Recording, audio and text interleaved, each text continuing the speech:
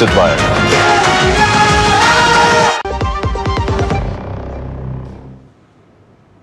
Indigo की flight cancel होने का सिलसिला बहुत हद तक कम हो गया है, लेकिन आज भी इंडिगो की कई फ्लाइट्स कैंसिल हुई, जिसके बाद यात्रियों की परेशानियों का सिलसिला थमता नजर नहीं आ रहा।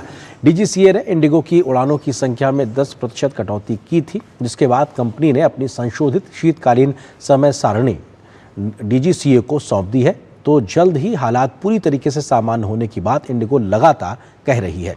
इंडिगो ने यात्रियों को राहत देते हुए 10,000 रुपए तक के यात्रा वाउचर देने का फैसला किया। जिन लोगों की टिकट कैंसिल हुई थी उनको एक प्रकार से इंडिगो की ओर से ये राहत की बात कही गई है। इंडिगो के यात्रियों की समस्या हल होती नजर नहीं आ रही है। इंडिगो ने बृहस्पतिवार को भी बेंगलुरु हवाई अड्डे से 60 उड़ानें रद्द कर दी।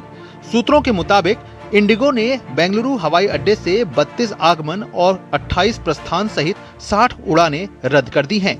ये उड़ान ऐसे समय में रद्द की गई हैं जब एयरलाइन ने विमानन सुरक्षा नियामक डीजीसीए की निगरानी में गुरुवार को 1950 से अधिक उड़ानें संचालित करने की अपनी योजना की घोषणा की है।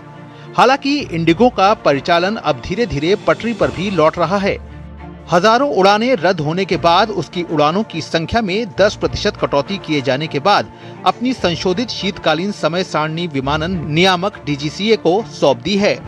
इंडिगो के चेयरमैन विक्रम मेहता ने कहा है कि एयरलाइन का निदेशक मंडल हाल में हुए उड़ान व्यवधानों के हर पहलू की जांच करेगा।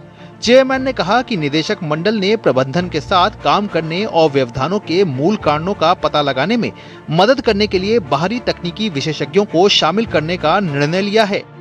We assure you that we will examine every aspect of what went wrong and we will learn from it.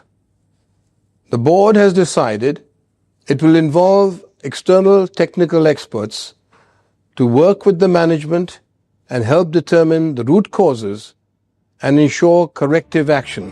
DGCA ने इंडिगो के दफ्तर में स्थिति पर निगरानी रखने के लिए एक टीम को तैनात किया है, जो इंडिगो की उड़ान, स्टाफ और बाकी ऑपरेशन पर नजर रखेगी और उसकी जानकारी सीधे मंत्रालय को देगी।